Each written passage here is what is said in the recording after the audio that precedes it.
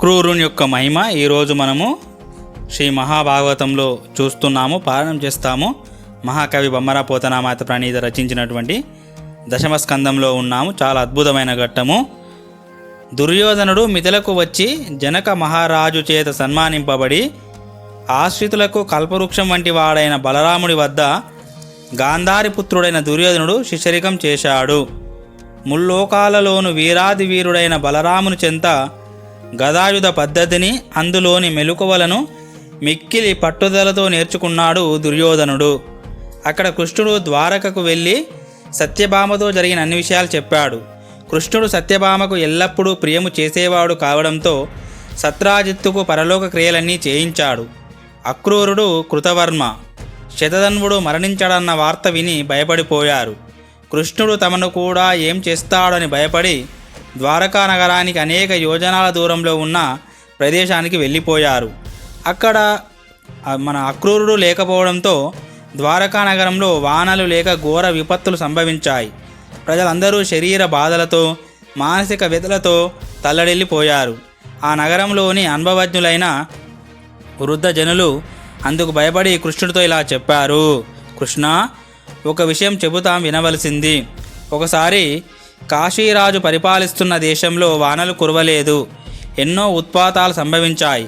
అది చూసి ఆ రాజు శ్వపల్కుడు అనే మహాత్ముణ్ణి తన రాజ్యానికి తీసుకొని పోయి కాందిని అనే తన కుమార్తెను ఇచ్చి వివాహం చేసి ఘనంగా సత్కరించాడు.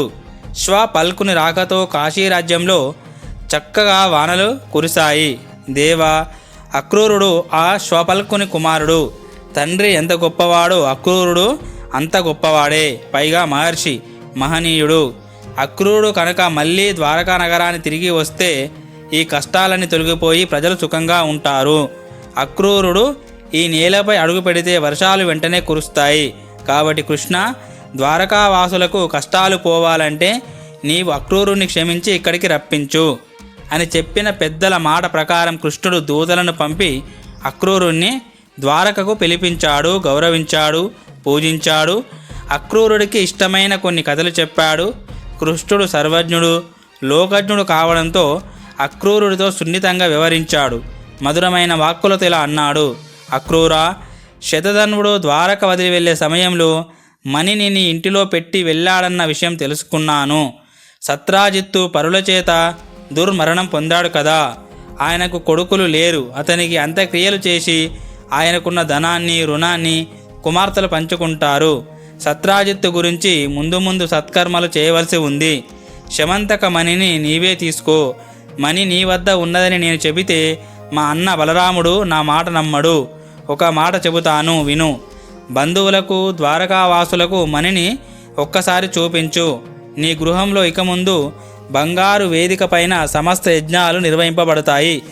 కృష్ణుడు ఈ విధంగా మంచి మాటలు చెప్పేసరికి అక్రూరుడు తన వస్త్రంలో దాచి ఉంచిన శమంతకాన్ని తెచ్చి కృష్ణుడి చేతిలో పెట్టాడు. మణిని చూసి సంతోషించిన శ్రీకృష్ణుడు ఎడతెగని ప్రకాశంతో తన కిరణజాలం చేత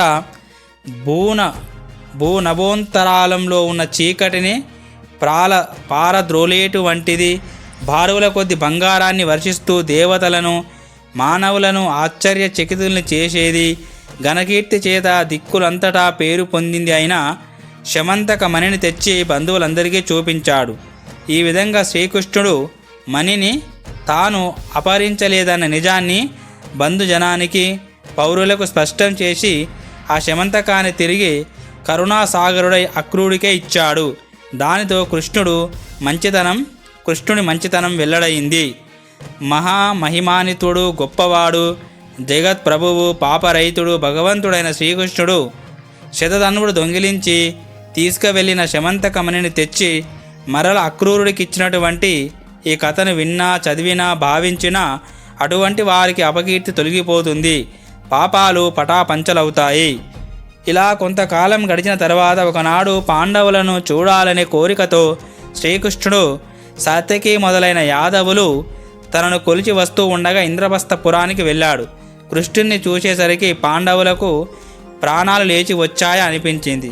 ఆ పరమాత్ముని కౌగిలించుకుని కృష్ణ స్పర్శ చేత పాపాలన్నీ నిర్మూలించుకున్నవారైనారు. ప్రేమతో చిరునవ్వులు చిందిస్తున్న ఆ దేవదేవుణ్ణి ముఖపద్మాన్ని దర్శించి సంతోషంతో పొంగిపోయారు.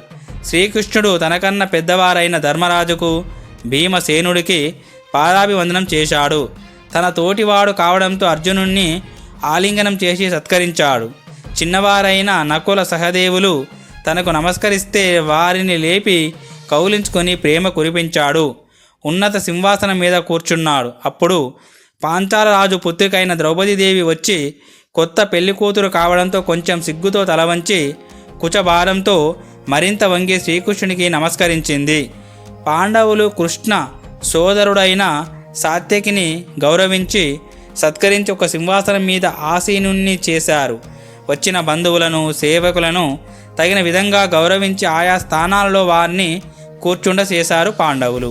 కృష్ణుడు మేనత్త అయిన కుంతీదేవి వద్దకు వెళ్ళి ఆమె పాదాలకు నమస్కరించాడు. అత్త, నీ మనస్సుకు ఆనందకరంగా కొడుకులు, కోడలు పనులు చేస్తూ ఉంటే నీ ఇష్ట ప్రకారంగా వారికి ఆజ్ఞలు జారీ చేస్తూ సుఖంగా సంతోషంగా ఉంటున్నావు కదా అని శ్రీకృష్ణుడు అనగానే కుంతీదేవి మేనల్లుడికి తన పట్ల ఉన్న ప్రేమకు చలించిపోయింది. గొంతు గద్గదమయ్యి దుర్యోధనుడు చేసిన అపకారానికి కళ్ళ వెంబడి నీళ్లు కారాయి. అంతవరకు తాము పడ్డ కష్టాలన్నీ చెప్పుకుంది. కృష్ణుడు చిన్నవాడైనా అతనికి కుంతి పెద్దరికమిస్తూ ఇలా అంది. కృష్ణ, నీ బంధువులైన మమ్మల్ని ఎప్పుడూ మర్చిపోవు. మా యోగక్షేమాలు చూస్తూనే ఉంటావు. మా అన్నయ్య అక్రూరుడు వచ్చి మమ్మల్ని చూసి వెళ్ళాడు. నీ బలం వల్లే ఇంతకాలం మేము నిలిచి ఉన్నాము.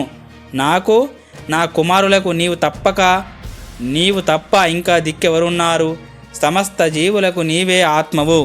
భగవంతుడవైన నీకు నావారు, పరాయివారు అన్న భేదభావం ఉండదు. కృష్ణ, యదుకుమార, బుధశ్రేష్ఠ, పరమపుణ్య స్వరూప, నేను ఎంత అదృష్టవంతరాలినో కదా. అనుక్షణము మమ్మల్ని తలుస్తూ మా కష్టాలన్నీ పోడుతున్నావు. నీ దయ అపారము. ధర్మరాజు కృష్ణుని చూసి ఇలా అన్నాడు.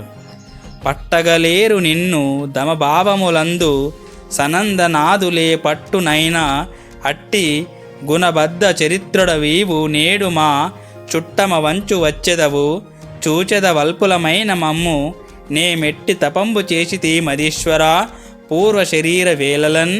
కృష్ణ, సనక సనందనాదులైన మహర్షులే నిన్ను పట్టుకొని తమ మనస్సులలో నిలుపుకోలేకపోతున్నారు. వారికే ఏ విధంగానూ చిక్కని నీవు బంధువునంటూ మా దగ్గరకు వస్తున్నావు. అల్పులమైన మమ్మల్ని పరిరక్షిస్తున్నావు. సకల సద్గుణాలకు నిలయమైన శుభ చరిత్ర గల కృష్ణ, నిజంగా పూర్వ జన్మలలో మేము ఎంత గొప్ప తపస్సు చేశాము కదా.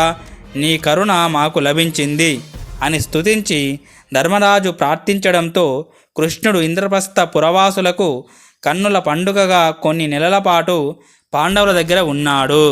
ఒకనాడు అర్జునుడు కృష్ణుడితో కలిసి వేటకని కవచాన్ని ధరించి ధనస్సును, అమ్ముల పొదిని, బాణాలను తీసుకొని అశ్వశ్రేష్ఠాన్ని ఎక్కి అడవికి వెళ్ళాడు. అడవిలో ఉన్న క్రూర మృగాలైన పెద్ద పులులను, సింహాలను, ఎలుగుబంట్లను, ఏదు పందులను, శివంగులను, చెమరి మృగాలను, ఖడ్గ మృగాలను, అడవి పందులను, గంధర్వ మృగాలను, అడవి దున్నలను వెతికి వెతికి చంపాడు. లేళ్లను, ఏనుగులను తరిమి తరిమి వేటాడాడు. అర్జునుడి వెంట వచ్చిన సేవకులు వేటలో చనిపోయిన ఆహార యోగ్యమైన మృగాలను మహారాజైన ధర్మరాజుకు మెచ్చుకోలుగా తెచ్చి ఇచ్చారు. వేటలో అలసిపోయిన అర్జునుడికి దాహం వేసింది. మహావీరులైన కృష్ణార్జునులిద్దరూ దప్పిక తీర్చుకోవడానికి యమునా నది వద్దకు వెళ్ళారు. యమునా నది జలముతో ఆచమనం చేసి తృప్తిగా నీళ్లు తాగారు.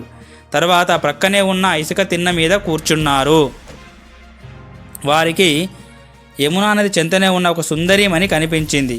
ఆమె యమునా నదిలోని నల్లని అలలపైన కదలాడే తుమ్మెదల నిగనిగ కాంతులను అపహసించే శిరోజ సౌందర్యంతో శోభాయమానంగా ఉంది. బాలచంద్రుని కాంతి వంటి కాంతితో వెలిగిపోతున్న పాల ప్రదేశంతో ప్రకాశిస్తుంది. అద్దాల వంటి స్వచ్ఛమైన చెక్కిళ్లతో అపురూపంగా ఉంది. సూర్య భగవానుని పుత్రికైన సుందరీమణిని శ్రీకృష్ణుడు చూసినదే తడవుగా ఆమె వివరాలు తెలుసుకోవాలనుకున్నాడు. కృష్ణుడు పంపగా అర్జునుడు ఆ కన్య వద్దకు వెళ్ళి ఆమెను గురించి అడిగాడు. సుందరి, మెరిసిపోతున్న లేడి కన్నుల వంటి కన్నులు గల అబలామణి, నీవు ఎవరి పుత్రికవు? ఎందుకోసం ఇక్కడ ఉంటున్నావు? నీ పేరేమిటి? నీ కోరిక ఏమిటో చెప్పు. వివాహాకాంక్షతో ఈ నది చెంతకు వచ్చినట్లు కనిపిస్తుంది. నీవు ఎక్కడ పుట్టావు? నీ పుట్టుక వివరాలు చెప్పు. ఇక్కడకు రావడంతో నీ రాక ధన్యమైందనుకో. అదృష్టవంతురాలివి సుమా అని అర్జునుడు ప్రశ్నించేసరికి సుందరి ఈ విధంగా చెప్పింది. ఓ మహావీర, నేను సూర్యదేవుని పుత్రికను. నా పేరు కాలింది. యమునా నదిలో నా కోసం నా తండ్రి చక్కని గృహాన్ని నిర్మించాడు. ఈ మందిరంలో నిలబడి పద్మపత్రాయతాక్షుడు జగత్ ప్రభు అయిన విష్ణుని గురించి తపస్సు చేస్తున్నాను. విష్ణువుని తప్ప వేరెవరిని వరుణుగా ఇష్టపడను. నా తండ్రి విష్ణురూపుడైన శ్రీకృష్ణుడు వేట నిమిత్తం ఇక్కడికి వచ్చి నన్ను వరిస్తాడని నాతో చెప్పాడు. అందుకే ఇక్కడ తపస్సు చేస్తున్నాను. కాలింది చెప్పిన మాటలు అర్జునుడు శ్రీకృష్ణుడికి వివరంగా చెప్పాడు. శ్రీకృష్ణుడు సర్వజ్ఞుడు కావడంతో కాలింది మనోభావాన్ని గ్రహించి ఆమెను రథం మీద ఎక్కించుకొని ధర్మరాజు వద్దకు వెళ్ళాడు. పాండవుల కోరిక మన్నించి విశ్వకర్మను పిలిపించి శ్రీకృష్ణుడు ఇంద్రప్రస్థ పట్టణాన్ని బహు సుందరంగా అలంకరింపచేశాడు. ఓం శాంతి శాంతి శాంతి. హరి ఓం తత్సత్. సర్వం శ్రీరామకృష్ణార్పణమస్తు. తర్వాతి భాగంలో కాండవ వన దహనం ఉంటుంది. చాలా అద్భుతంగా ఉంటుంది.